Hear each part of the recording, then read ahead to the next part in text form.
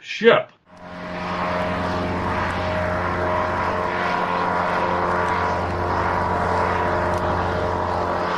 Hi, everybody. Hey, it's Captain Ron Fortier here. And this is Chief Engineer Rob Davis, along for the ride. And welcome to Airship 27, the podcast. How you doing, Rob? Doing great. It finally stopped snowing here in the Midwest. Yeah, we had snow this morning, too. And from what I understand, it was snowing and raining out in the East Coast. So it looked like it blanketed the entire country today. Yeah, started out in your area and just kind of moved east. Yep. Hey, I want to thank everybody out there who's listening to this, our premiere episode, and really, ask them to bear with us because we're going to be figuring this out as we go along. But I got to tell you, Rob, I'm really excited about doing this show. Well, I am too. We've been on other podcasts before, but this will be our first one where, hey, we're going to have to be the not just the guests, but we're going to have to drag people along with us, hopefully later on, and kind of hold this thing up all by ourselves. So we'll hopefully there's plenty of hydrogen in the dirigible. There you go. Right. Keep her afloat at all costs. Yes, sir. I think, and one of the things I want to put out there to all our loyal airmen out there who are listening to us, please don't ever hesitate to comment on any of the shows we do. Let me explain that, too. It's a good opportunity to segue into that. Airship 27 is one of 4 Zone 4 podcasts that are coming to you this new year, 2015. We're going to be a monthly show. We'll be an hour long in duration, once a month. Usually we will air the second week of the month. And Rob and I talking about the show and what we wanted to do with it. Well, obviously, the primary thing is we want to talk about new pulp fiction. And for those of you who aren't familiar with it, we hope that this program will help you get a little more insight into what it's all about and who all these writers and artists are to do this stuff and go to these shows. We want to keep it informal. One of the things we want to do, obviously, it's Airship 27, the podcast. So we're going to take this opportunity every month to give you a little heads up on some of the things that we've got in the works that are coming out within the month and very shortly, projects that Rob and I are working on and are really, really excited about. Then, as time allows, we're going to talk about other news that has to do with the new pulp community and our colleagues and competitors out there, other publishers, and what they're doing and the fun they're having and the exciting projects that you should be made aware of. And finally, as we end this thing, and we're going to do it tonight, and I can't thank Jamie Ramos enough, we'd like to have questions. So all you out there listening to the show, and again, on every range of the new pulp field, whether it's writing or art, the history of pulp or whatever, if you have questions for us or you just want to know what our con schedule is going to be this year, please drop us a line, either to Rob or myself. Trust me, we will make all this information available to you in liner notes that will get posted with the episode, so you'll know where to contact us. But please, if you have questions, send them along. We want to make this a two-way street. And as Rob has already alluded to, once he and I have an idea that we can make this thing fly, then every now and then, don't be surprised, we will definitely be getting on some really cool guests from the new pulp community, because we have some really, really talented friends out there, and we'll give them an opportunity to come on the show and give their spiel and shine. So, yep. What do you say? I pretty much cover that, Rob? Sounds like you covered all the bases there. Yep. Okay, cool. Well, okay, so let's get into what you and I, what I just mentioned, i.e., what are we working on right now at Airship 27? Specifically, what's going to be our title for this month, and what are the next couple titles after that? Why don't you take that? Okay, yeah, we actually emailed back and forth on this fairly recently, so I've got that pulled up. But What I'm working on right now is our seventh volume of our Sherlock Holmes Consulting Detective series, the premier best-selling series from Airship 27. And I do the illustrations on those. I'm a big fan of Sherlock Holmes, and I'm very zealous about doing the illustrations for that myself. So anybody dares touch those illustrations better run for the hills. I'd better be in a hospital bed. So anyway, there are 12 illustrations for this that are scheduled for the book. I have 11 of them done. So hopefully I'll have those done in the next day. That last one done in a day or so. Then it goes off to the proofreader, and once they're done with it, comes back to all the writers on the book, and then we'll throw it up at Amazon and CreateSpace, and it'll be out there for people to order. But hopefully within the next week or so, we should have it finished up and ready to go. Awesome. Ever since we started doing the Consulting Detective series, as you said, it's our best-selling series at Airship 27, as it should be, because we have really put out some amazing Sherlock Holmes stories by some of the writers that we have on board. So let me, off the top of, I've got my notes right here. Volume 7 includes stories by Aaron Smith, Greg Hatcher, Alan J. Porter, and Ian Watson, who holds the distinction of having had a story in every single issue of Consulting Detective. And some of you out there are going to get a kick out of this, but as Rob and I already know, here we are putting Volume 7 together, and Ian's already contributed a story for Volume 8 and for Volume 9. So, yep. I mean, the guy's a writing machine. Why don't you tell them about who's doing the cover for this issue? What, for the Sherlock Holmes issue? Yeah. I'm blanking. Is it the Youngblood? Yes, it Michael is. Youngblood. Yeah, right. Who's doing this one for us? Am I right there, Ron? Yes, you are, Michael Youngblood. Okay. Sometimes they start running together on me. I know we've been juggling several artists here lately doing different covers, so the names get mixed up in my head if I don't have the pictures in front of me. But Michael Youngblood has done something from. Ron and I worked out an idea for the cover, and then I went out and found some reference material and put together a sketch of what we wanted, and we sent that off to Michael, and he took it and ran with it.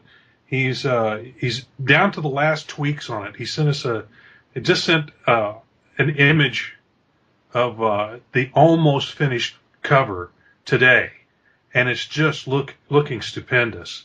It's as most covers are. It's an image of Sherlock Holmes and Dr. Watson, and it's on a street in London. And I won't go into any more details than that because it's a stupendous cover. Every one of the covers we've had for this series have been just great pieces of work, and this is just another one in that long line. Right. The characters have a knack of inspiring our artists. I mean, obviously yourself. I mean, with all the illustrations you've done, but it seems like if I go to an artist looking for a cover for anything else, it's like I have to, cross my fingers and say a lot of prayers that they'll be available and they can do this or that. But if I go to an artist and say, we need a Sherlock Holmes cover. Oh, when do I start? Yeah. Is there somebody already starting on the next one too, if I remember right? We already had somebody volunteer for that. Right, exactly. Is it Adam Shaw? I can't remember now. Yes, it is. Very good. Yeah, we're getting ahead of ourselves here, but actually, if things work out for the year, we're going to, at minimum, we're going to publish 3 Sherlock Holmes books at Airship 27 this year, buddy.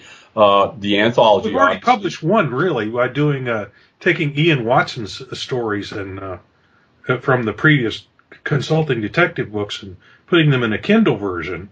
That's right. I count that as a Sherlock Holmes book. Okay.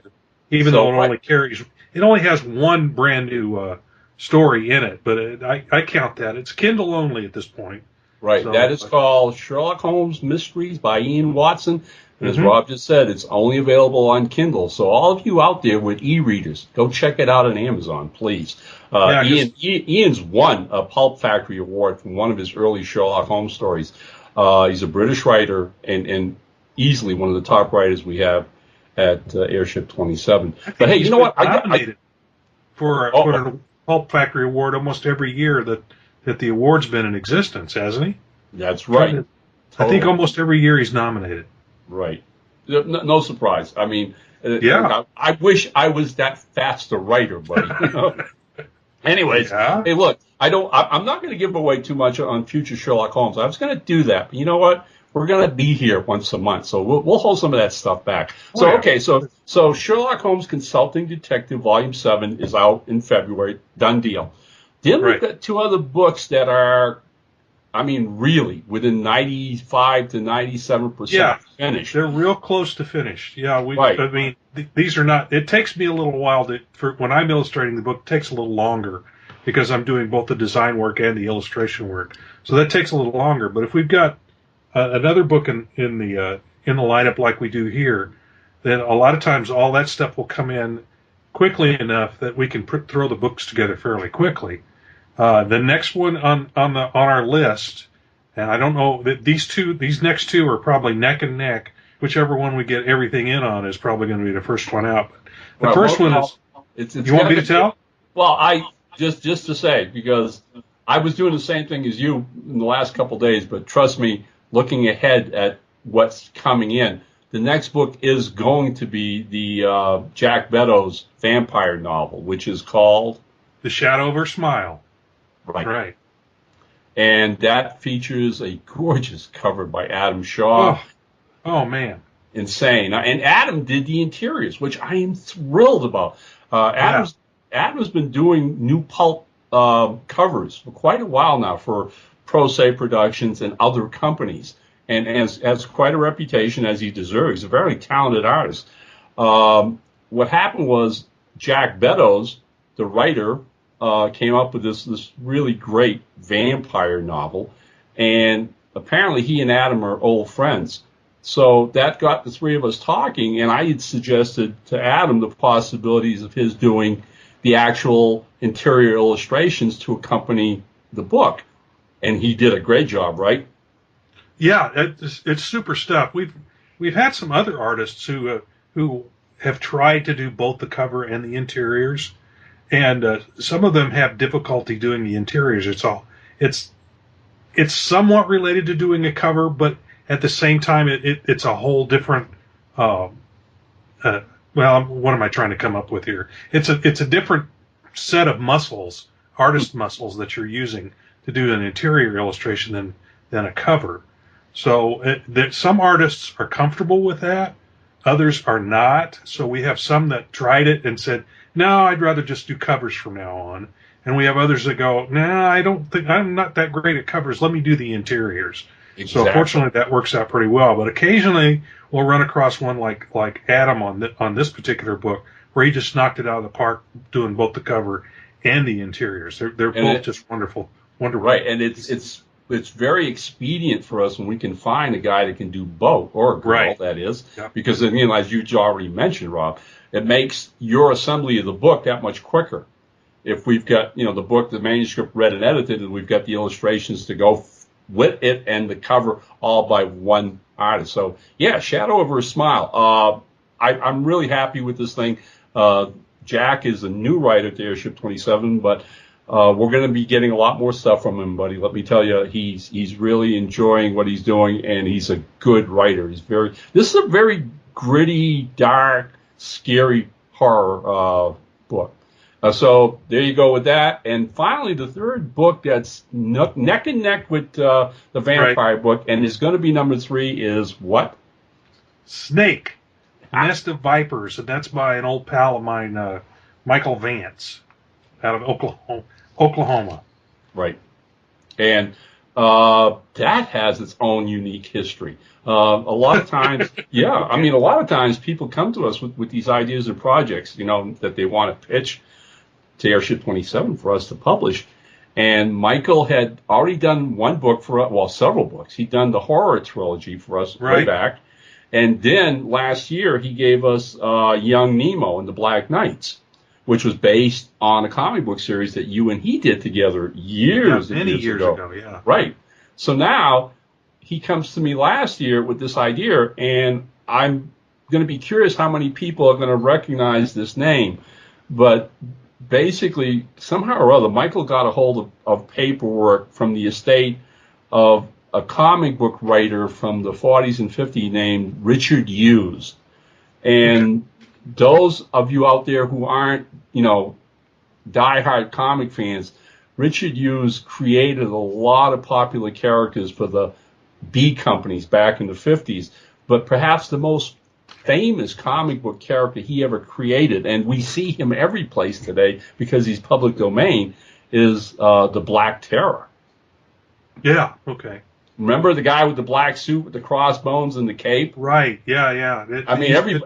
He's at every Dynamite publisher today. Comics wants to do him, yeah. Yeah, everybody's doing him now because, again, he's public domain. But Hughes was the guy, his history is phenomenal. So somewheres in his papers, Michael found a 6-page synopsis for this concept for a comic book series called Snake. And that's what he based this entire novel on. He took that 6-page synopsis and wrote this novel, which is amazing. It takes place both in Nazi Germany at the end of World War II, and then transfers to the Bowery in New York in 1952. And there are connecting threads between the backstory in Berlin and the last days of the war and the emergence of this new female Avenger called the Snake in New York. And wow, I mean, this thing is unique to the point where, and I think the fans listening to what I'm talking about now are also going to get a lot of fun out of this, because Michael was decent enough to write us a real long history of Richard Hughes, which is going to be a bonus feature in the book at the back of the book, which will explain who Hughes was, his place in comic book history. So after you've read this novel based on his synopsis, you get to learn a little bit more about the guy. And this one was illustrated by two people, as we've just talked about, Rob, right? Right. We got a first-timer for us, a young guy named Gregory Keyser, who did the illustrations for us, and he worked really closely with you. And his first book doing illustrations, and he pulled it off remarkably well. And then we lucked out big time. Oh, yeah. With the cover. Are you familiar with Zenescope at all, Rob? With who? I'm sorry. Zenescope Publishing. Yeah. Yeah. They're the comic company that is known for their sexy pinup girl covers. Yes. Regardless of the genre. Okay. That being the last thing in the previews catalog since Z. Right. Right. And one of their premier artists is Ted Hammond. And what happened was several weeks, maybe about a month ago now, I started seeing Ted's work on his Facebook page. And so started to communicate with him, and we went back and forth, and I introduced him to Airship 27 and explained Snake to him, and, he liked the idea a lot. So basically, I literally just cut and pasted the first verbal description, prose description Michael wrote of her and sent it to him, and as you've seen the results. Yes, and I think that's the first time in this conversation where you've mentioned that Snake is actually a female. Because you just mentioned the name, but this is the first time you've mentioned that she's a female character. Oh, and yes. That cover, you do not mistake her for anything but a female. It's a gorgeous piece of work. It was almost a shame to put a logo on it, but you did a great job. You did an awesome job designing. Well, thank you. Yeah. I've done this for long enough. I think I got it kind of figured out how to do it.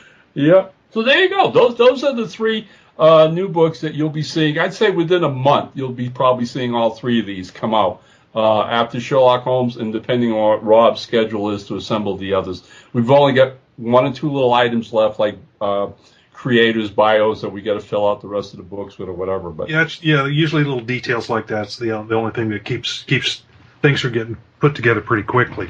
Right. But I've done this enough that I've got enough templates out there, and have done it often enough now that books come together pretty quick as soon as we have all the pieces to it. Yep. And I usually try and be as inventive as I can with logos and that sort of thing. But the interior stuff, once I get the pieces of it and I figure out which fonts I'm going to use for like drop caps and things like that, then it goes together pretty quickly. But and we've been real lucky, especially in the last year where we did a record 24 books we did last year, right? That's correct. Which is a record. But most of that was due to the fact that all the pieces kind of fell together rather regularly, and we did an average of two books a month. In some cases, that was 1 month would have maybe one, or I think we had 1 month where we didn't have any. But then we had other months where they had 2, 3, and I think we had 1 month where we had 3 or 4 in it. Right. Our record up until last month, I think, was 12 books in 1 year. Right. And then in 2013, we did 10. Mm-hmm. All right. And then I think both of us said at the same time that was a reasonable goal, between 10 and 12. And then like you're saying, then 2014 comes along, and it was insane because, like, you're right. I mean, the only way any publisher out there, whether you're a small publisher or a big publisher, is immaterial. But the only way these things get done is if all the elements fall into place at the right time. And, like a domino effect, one book is finished, another one is ready and stuff like that. And boy, I tell you, the fates of the publishing world were watching out for Airship 27 last year, because we did it. 24 books is insane. Yeah, I don't know how we did it. I was busy last year with all the other things that I do in this world, and yet we still got 24 books out there. And it's just crazy. I didn't retire until October, and after that things actually kind of slowed down. It was funny, but earlier in the year it seems like when you're busy, you just plug something else in and just keep going. So it just happened. Yeah. It all fell together pretty easily last year. So far this year it's been a little bit. The pace is a little less, but that's okay. But like we're talking, that's going to change. We know it is. Only because, and I really don't want to get into what books we've got coming out, but man, save that for another show. Yeah, we've got some amazing titles coming out, and they are coming together rather smoothly right now. I mean, we started off January with our Western from R.A. Jones, Gun Glory, that fell right into place, and I love that book. I think it's awesome. And here we are in February, and like we're talking, I mean, depending on what time you have, I mean, we're definitely going to get Sherlock Holmes out. So we're going to be at least a book a month. That's a guarantee. And either Shadow Over His Smile or Snake. It'll probably, Shadow Over His Smile needs to get out second. And I'm kind of hoping that before the end of February, we'll have actually gotten 2 books out. So being a short month, that may make it tough, but since it's only 28 days. Yeah, and most other months are at least 30. It's tough to get 2 books out in February, but the way these are coming together, I think we probably will. Okay, so now we're talking about Airship 27's banner year in 2014, and I think that's a really good place, buddy, for us to segue into the fact that 2014 was really a banner year for the entire New Pulp community. As evident by the release of the official ballot for the Pulp Factory Awards last weekend. And that's one of the things I definitely want to talk about in this show, because that ballot, for the first time ever, is being voted on by the public at large. In the past, it was the Pulp Factory group, Yahoo group, and they would nominate and they would vote. And this year we opted to still do the nominations with the group, but once we had a ballot in place, and we want to thank Andrew Salmon for doing a great job of that. Once we had the member nominations in, Andrew put the ballot together, and we got it out last week all over the internet. I've had a ball, Rob, contacting those people that aren't part of either the Pulp Factory or have ever worked with Airship 27, but I've worked with the other publishers nominated and stuff, and it was that realization that maybe some of these guys aren't on the internet that much or whatever. So I was reaching out to everybody that's on the list to let them know. and have been getting such amazing responses. You know, people just wake up in the morning and there's this email from this Fortier guy saying, hey, I'm nominated for an award. So I got a hold of Chris Ryle at IDW because one of his artists is in the best interior illustrations category. And IDW now is promoting the Pulp Factory Awards because they're supporting him. Oh, yeah. And like I said, other companies, Michael Panush works for an outfit called Curiosity Quill Press. And when he found out he was nominated in the short story category, Curiosity Quill is 100% behind him, and now they're posting the ballot everywhere. Okay? Oh. So, oh, yeah. Cool. Okay, so let me give a short history. And what I thought what we do is each of us take turns swapping off and reading off the nominees from each category. Okay, well, I got to pull up the. Okay, the you do that. Here. You pull up the ballot, and let me just explain this a little bit. The Pulp Factory Awards, Rob, I, and the other 112 members of the Pulp Factory group on Yahoo basically thought 5 years ago now that it was time that we had some kind of an award to recognize the new pulp movement. We saw this as a way to promote new pulps. It had been around now, by the time we did this, it had been around for 6-7 years. And the concept of the award obviously was to give recognition to the individual writers and artists working in the field. But what we wanted as a whole was to recognize new pulp. And this was a really cool way to do it. And as Rob will tell you and corroborate this story, we were at the Windy City Paper and Pulp Show, and it is one of the two premier pulp conventions in the country held every year. Windy City happens in April in Lombard, outside of Chicago. And then at the end of summer, it's like bookends. You have Pulp Fest, which takes place in Columbus. So here we are, a bunch of us writers and artists having breakfast together at a Panera Bread, as I recall. And we bring up the idea of doing awards, and what would the award look like? What would the statue look like? And Rob immediately grabs a pencil or a pen and takes a napkin and literally sketches out this really, really beautiful, beautiful statue, which is a gear as its base, another gear connected behind it, and over the behind gear supporting it, stuck in the bottom gear, is a quill, all right, which symbolizes both artistry. You can draw with a quill, or literature. You can write with a quill pen. And I've gotten to the point, Rob, where I call it the pen and quill. That's my nickname of the award. Rob has a good friend named Phil Dutcher who took Rob's sketch, and I mean, the guy's a miracle worker, and literally molded the statue.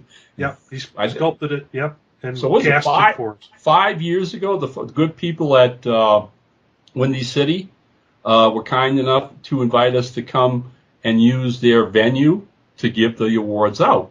And so for 5 years now, the Pulp Factory Group has been nominating, balloting, voting, and at the Windy City Pulp and Paper Show every year, the Friday night of the con, Rob and I and whoever else we can cajole and corral to help us out have this award ceremony where we've been presenting 4 Pulp Factory statues, all right? And the 4 traditionally have been for Best Pulp Novel, Best Pulp Short Story, Best Pulp Cover, and Best Interior Illustrations for anything published the previous year.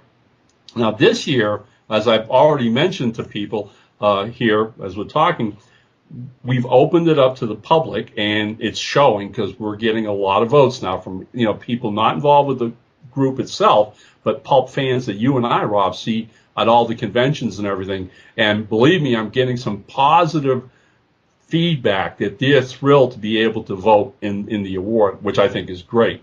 But the other exciting news is after back and forth, talking about the awards, we opted this year to add a 5th category, which is Best Pulp Anthology / Collection. So these are the ballots that went out this past weekend. And you want me to start with this? Well, I'll give your voice a rest. I'll do the first one if you want. All right, yeah. You want me to do the award novel. and then all the nominees, and then you do the next one, or how do you want to do it? Now, I want you to read the nominees for Best Pulp Novel. Okay. All right, and as on the ballot, and who the yeah, I've got the ballot is. pulled up, and I can read it right now. Go Again, for Best Pulp Novel, The Bay Phantom: Confederacy of Devils by Chuck Miller. It's from Airship 27 Productions. The Castaway by Wayne Reinagle from Night Raven Studios. Legion 3, Kings of Oblivion by Van Allen Plexico from White Rocket Books. The Vril Agenda by Derek Ferguson and Joshua Reynolds, an Airship 27 Productions book. Young Dylan in the Halls of Shambhala by Derek Ferguson from Pro Se Press. That's the nominees for Best Pulp Novel. Okay. Hey, thank you. And what I wanted to do is rather than just read these rote and not add anything to it. No, because let's have some fun with this, buddy. This is what the show's about. I got to tell you, this is the first year, right? This is the sixth year we do the awards, and when I saw the ballot myself, I was really pleased with myself, Rob, because of the 5, really great books you've read, you've listed here, I've read 4 of them. I've actually read 4 of the 5. The only one, and Wayne, I'm so sorry, I'm going to have to correct that, obviously. The only one that I haven't had the opportunity to read was The Castaway by Wayne Reinagle. And as Rob will attest, Wayne is a guy who can't write a short book. Yeah, a short story to him would be a novel length for just about anybody else. Oh, he does just huge books. Oh, they're live. I mean, they're like every single pulp adventure book Wayne's ever written. It looks like Gone with the Wind. And I have them. I mean, I have them. I love him as a writer. And the kicker is, they're great reads. And I know a lot of people who don't like to read big books, Rob. But the truth of the matter is, Wayne is such a stylist that once you pick up any of his books, it's like a blink of an eye. A couple days have gone by and you're done. Yeah. Well, I have to admit that I've only read one of those, but that's mostly because I had worked on the book, and that's the way it is. Most of the stuff that I read is stuff that I've worked on. So because I'm so busy, I have very little time to read anything else. Mm-hmm. And the one that I've read is the Vril Agenda, and that worked pretty much just like you're saying, the Castaway by Wayne. It just flew by. I couldn't believe I was finished with it, and I'm going, wait, there's got to be more. But the Vril Agenda is the one that I've read. Now, see, there's a uniqueness to that being a part of this category, and finding its place on the ballot, because the Vril Agenda, and I can give the plot away easily, is the story of a new pulp character created by our good friend Derek Ferguson. Right. His character is Dylan. He's an adventurer, a modern-day adventurer. And what Dylan did was teamed up with writer Joshua Reynolds to use a classic pulp character from the 1930s and 40s named Anthony. Jim Anthony, super detective. So this story is like Dylan's first adventure where he signs on with an elderly Anthony as his protege. And it's a great read. Well, the fun of it is, I think within 2 months prior to Airship 27 releasing the Vril Agenda, Derek went and got a book published by our good friends at Pro Se Production in their new young pulp field called Young Dylan in the Halls of Shambhala, which is actually a prequel to Vril, right? So it was like a 1-2 punch for anybody who's a Dylan fan. So and they're both on the ballot now as best pulp novel. So right, we want to wish we want to wish everybody in this category, as we will in all the categories, the best of luck. And we can't say enough for the other 2 books. Kings of Oblivion is a part of a larger space opera serial that Van Allen Plexico writes. I've had the fun of reading and reviewing those books. They're astounding. It's old type of science fiction space opera, and the Bay Phantom, Confederacy of Devils, is by Chuck Miller, who's at least one of the most inventive writers in the field today. So that's best novel. All right, buddy, I'm going to take the new category. Right. Okay. That best pulp anthology, The New Adventures of Major Lacey and Amusement Incorporated, edited by David Bresky, David White, and Morgan Miner for Prose Press. Pride of the Mohicans, edited by Van Allen Plexico for White Rocket Books. Sergeant Janice Returns, edited by yours truly for Airship 27 Productions. Sherlock Holmes, Consulting Detective Volume 6, again, edited by yours truly for Airship 27 Productions. And finally, Sinbad, The New Voyages, Volume 4, again, I'm the editor for Airship 27 Productions. And I want to bring out something here publicly for everybody listening, because I corrected this online just a few days ago.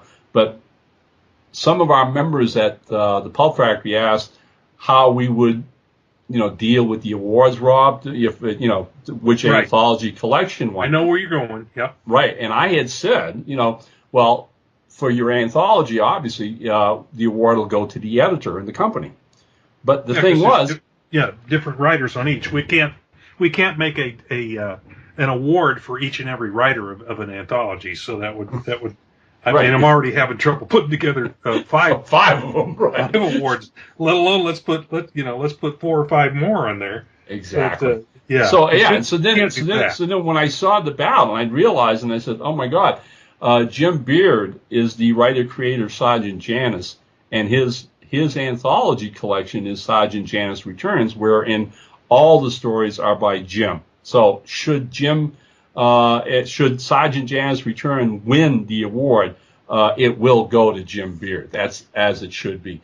Anthologies will go to editors. Collections by a single writer, they will get the award. Okay. Absolutely. Yep. All right. Hey, believe it or not, I told you this hour was going to go by fast. Why don't you take the next category?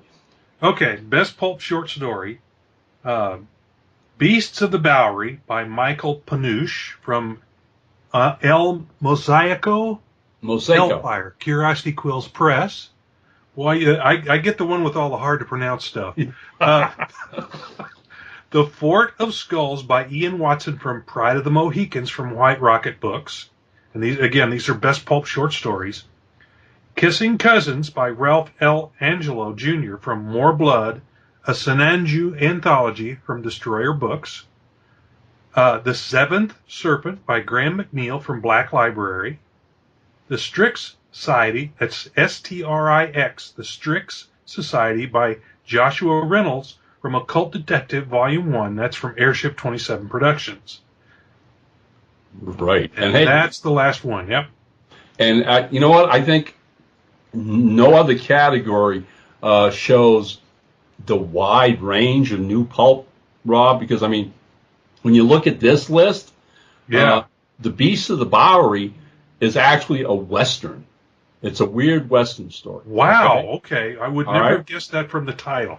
Yeah, and El Mosaico is basically a Frankenstein character that rides the Wild West. Michael Panush has written 3 collections of his adventures, and as I said, this one came from the 3rd collection, this short story. El Mosaico Hellfire, okay. Okay, now, Kissing Cousins by our buddy Ralph Angelo, right, comes from More Blood, a Sinanju anthology. Well, are you at all remember that paperback series of the 70s called The Destroyer? Yeah. Remo Williams? Right. But that's an anthology of new Remo Williams stories. Oh, that's right, yes. Sinanju was the Korean martial arts. Right. Okay, right. See, and finally, like I said, The Strix Society by Joshua Reynolds is another story of his Charles St. Cyprian, the royal occultist for Queen Victoria. So as you can see, it's eclectic. New pulp has so many different genres. It's a blast. Okay, hey, it's funny how this whole thing is working out, but I'm going to have the fun of the next category, which is obviously in your ballpark. Best pulp cover. Okay? Michael Kaluta for Challenger Storm, The Curse of Poseidon. by Airship 27 Productions. Douglas Klaba for Domino Lady Money Shot from Moonstone Books.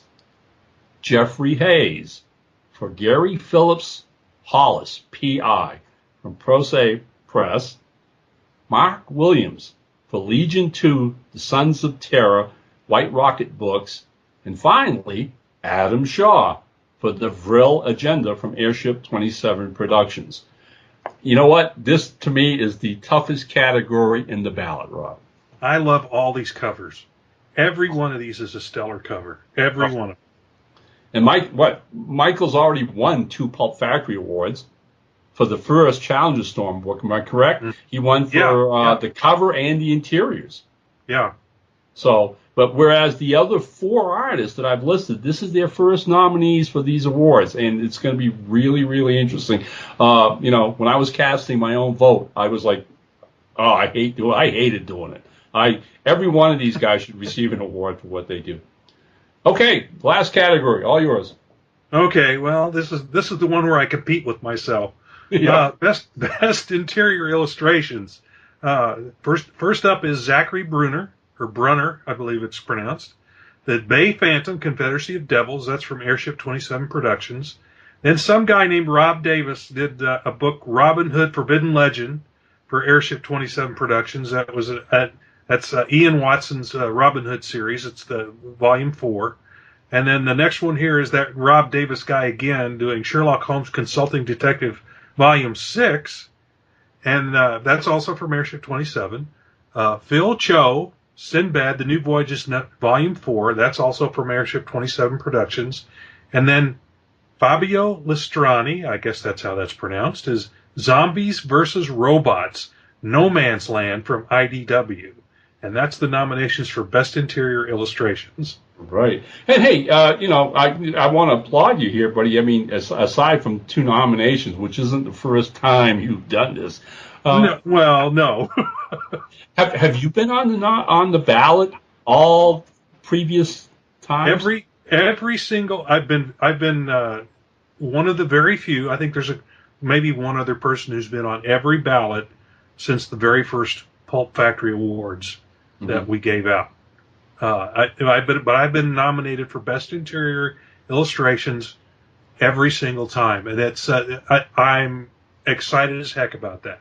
I joke about, you know, but the thing is that you pointed this out to me, and so did Van Allen Plexico, pointed out that, you know, by running against myself, being nominated for 2 different books, that may split my vote. I don't know.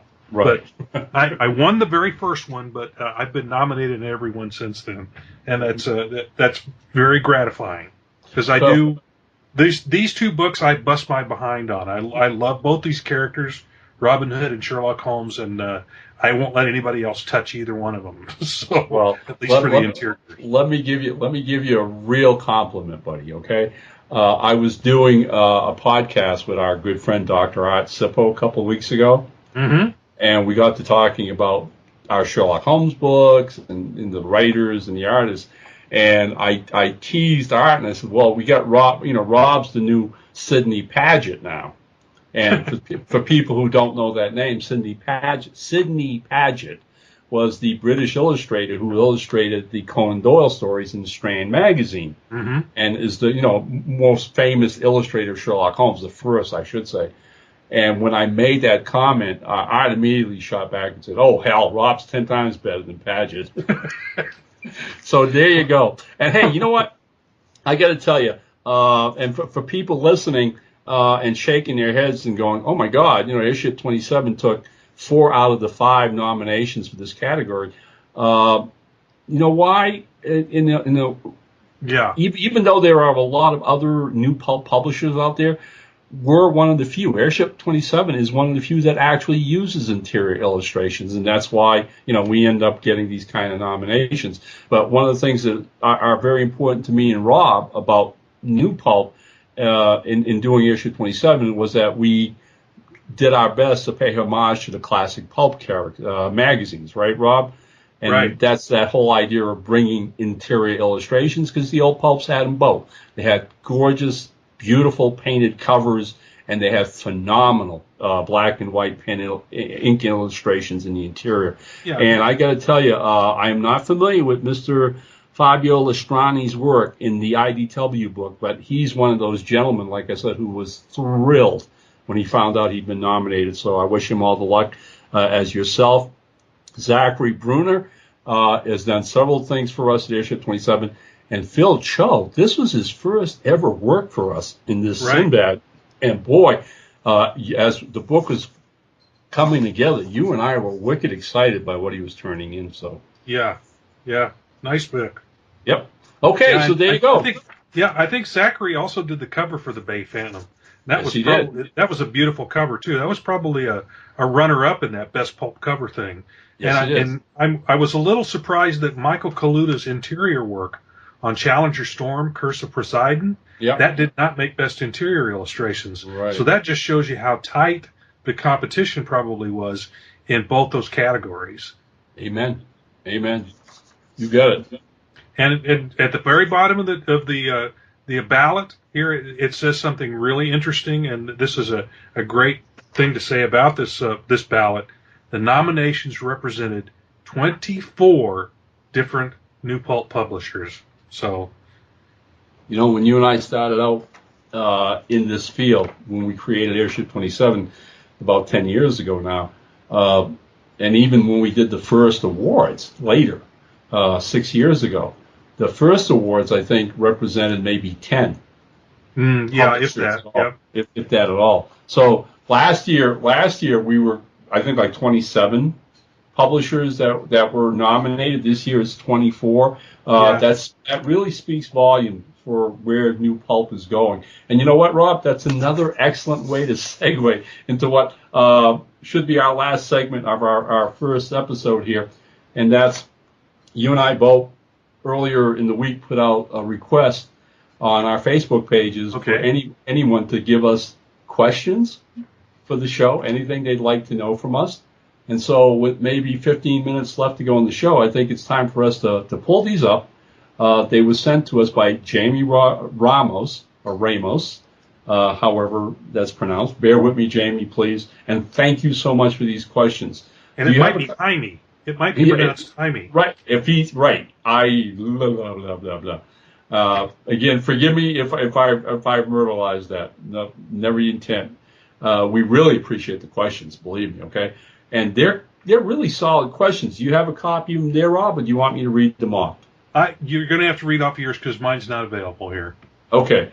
The first one is a really excellent question, and we'll play it back and forth. I'm going to give my answer, Rob, and I'll let you jump in, okay? Okay. His first question is, what are some of your favorite new Pulp characters? All right. Now, when I read that, it took me a second, and I realized exactly what James had asked, and he's not asking for the classic Pulp characters now, okay? Right.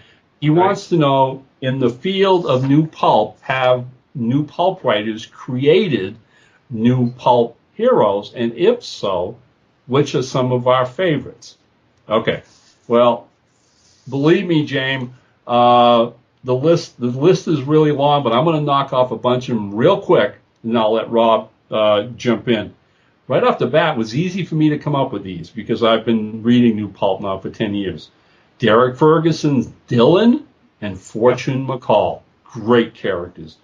Barry Reese has actually three characters. The two I'm familiar with are the Peregrine and Lazarus Gray. I recommend these books to anybody. A few years back, Rob and I published the first ever real African-American 1930s pulp hero, Damballa, by Charles Saunders, a great character. Well, guess what? Within, I think, a year after the release of Damballa, a writer named Dale Lucas created a character called Brother Voodoo, again, who operates out in New York in the 30s, Rob, and he's already done 2 books with this character. They're excellent books. And then a nominated writer-creator, Michael Panush, has this El Mosaico series I told you about, Frankenstein, a Frankenstein gunslinger, if you will, traveling the Wild West and helping people. And then he has another one called Stein and Candle, which is basically a private eye series where they handled the bizarre and the weird. Moving on, our own James Beard created one of the coolest occult detectives for Airship 27, Sergeant Janice, Spirit Breaker. And then Joel Jenkins has been writing weird westerns starring a shaman named Lone Crow. And finally, another favorite for you and me at Airship 27, Chris Bell's own The Bag Man. The guy who runs around Chicago with a burlap bag over his head. So those are my favorite new pulp characters. What about yourself? Well, those last three were the ones that I was going to come up with because they're the ones that pop immediately to mind, especially Sergeant Janice and that whole occult detectives book kind of gave me there's been in the past different styles of occult type characters. Mm-hmm. And there's a certain feel that those characters that we did in Occult Detectives have that I hadn't noticed in Pulp before. And it's hard for me to describe, but it was a sensibility about the occult in those characters that's different from say Lovecraft or even Conan or Conan's writer Robert E. Howard, the stuff he did. There's a whole different sensibility in these new characters. It's a whole new take on the occult. So especially Sergeant Janice, which that Jim Beard's creation of that character is that the first stories that he wrote were told from the point of view of Sergeant Janice's clients. A lot of the occult or a lot of the pulp characters are told in either third person or first person of the person who is actually doing the daring do in it. But in the case of Sergeant Janice, it was told from the point of view of his clients, which I thought was a really interesting take on the whole thing. So each story had a little different feel to it. The other one, the Lone Crow, that was it's an occult western, which I found a really interesting read. So that's another interesting character. And then Bagman, by our friend from Chicago. It's Chris Bell, is it? Am I remembering right? Yes, it is. Chris Bell. Sometimes my memory is Swiss cheese, but yeah, I got that right. But anyway, it is such an interesting take on that type of character, a masked character. The reason why he puts the mask on and his whole attitude is quite different from a lot of the older pulp characters. But those are the ones I found really interesting.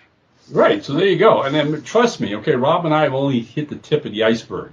But those are some actual new pulp heroes out there today on the market. Make an effort. Go to Amazon. Go find these guys. You'll like them a lot. Okay.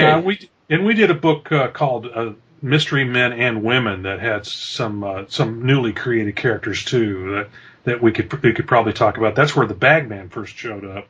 That's right. We've had some others that I'm blanking on names of them right now. I think there was a Red Veil, and then there was another Red something character, and I can't think of her. Right. There was a girl named Kiri, Samurai Lady, and it just goes on and on. Those were great creations too. But like I said, the ones that really jumped to the fore was like Sergeant Janice and Bagman, definitely.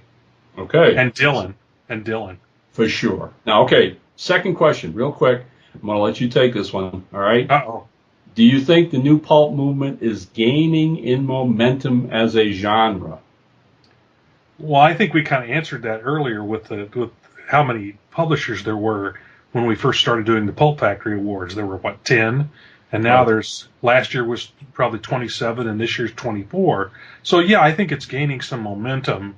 I think it's a niche publishing area, and it's not going to be bestseller list of the New York Times, but we have a niche audience that we're reaching, and I think we're growing that audience as well because we're getting people to realize that James Bond, he's essentially a pulp character. A lot of the action film type characters, those are all extensions of pulp, and if we can get people to realize that if you like James Bond, you might like some of the some of the other new pulp that's being done now. So, Right. I think it is gaining some speed and gaining, but I don't think it'll ever be a New York Times bestseller list. But I kind of hope I'm wrong. But I don't think it'll be that because it's more of a niche market. But it Right. is Well, growing. right. It is growing. The thing to me, the simplest way to answer that is to invite anybody who's never been to a pulp convention, because I think both of us are seeing every year both Windy City and Pulp Fest getting bigger and bigger. Right. Uh, I mean, we're at the point right now where for the past 2 years, Windy City literally has a program called New Pulp Sunday devoted to new pulp. And I've been moderating a new pulp panel at Pulp Fest for the last 3 years now. So new pulp is being integrated into the whole pulp fandom thing, if you will. And as we get more and more new writers and artists, obviously that kind of fiction and the books that are being done by all the companies out there, we are attracting even more readers, younger readers, maybe late high school, college age. We're seeing discover it. So I agree with you, Rob. I don't think it's ever going to be anything super, gigantic, but at the same time, I think new pulp is very healthy, and Yeah. I think it's going to be around for a while. Yeah. Okay, There's nothing wrong with niche markets. I mean, no, comic books are a niche market anymore. But look at it. They're making comic book movies now. I mean, goodness. So there's nothing wrong with niche markets at all. yep, I agree 100%. Last question, James Sunsets, is what tips would you give new writers of pulp? And my answer to that is very simply, uh, stick with the tropes, stick with the iconic things that make pulp fiction, and never mind if you're writing a crime story or a western or a mystery or an Avenger story. Basically, you need to make it fast paced. It has to have colorful characters and take place in exotic locales, and that's pulp. It doesn't get more complicated than that. Pulp is escapist fiction. It's made to entertain people, and if you have those three elements in anything you write, buddy, it's pulp. What do you think, Rob? Absolutely, I would agree. Again, that kind of brings it. If you look at action films like James Bond, it's got those things going on in it. It's fast action, colorful locales, colorful villains, and usually a supporting cast of interesting characters. So Right. yeah, those are all tropes of pulp, and if you got those there, it's pulp. There you go. And hey, you know what? Believe it or not, buddy, I'm looking at the clock, and we are winding down. Yep. So, hey, good time to start wrapping things up and to thank again all our loyal airmen out there who were kind enough to spend an hour with us and to listen. Please, if you have any ideas at all, suggestions, things you'd like Rob and I to talk about on the show or whatever, just send them to us. Come to Facebook. We have, Rob's got a Facebook page. I do. Airship 27 has its own Airship Facebook page. So feel free to post there. I would be really remiss for us to leave this first show without thanking the people who made this possible for me and Rob. All right. And that's the good folks at Comic Related, one of the coolest websites on the net. If it has anything to do with comic books, you'll find it at Comic Related, which is owned and operated by my good buddies, Chuck Moore, John Wilson, and Brant Fowler, who, by the way, is our hidden Sparky here, right, Rob?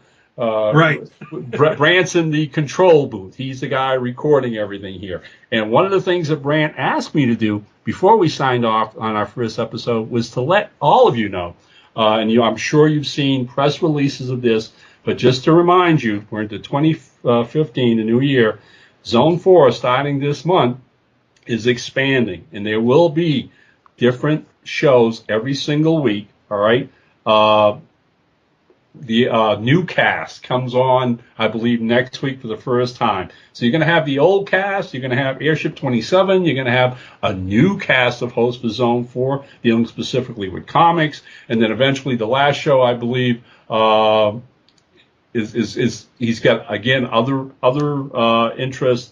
Again, gaming, whatever. You can find all of this out, the entire schedule for all the Zone 4 shows, including our own Airship 27, at zone4podcast.com. So thank you, Brant. Thank you, Zone 4. Thank you, Comic Related. Hey, buddy, thanks for spending an hour here having some fun. Always a pleasure, Ron. Okay. I'm going to go get myself a cup of coffee, but before we do that, it looks like it's getting a little bumpy out there, so I'm going to give the command, down ship. All right.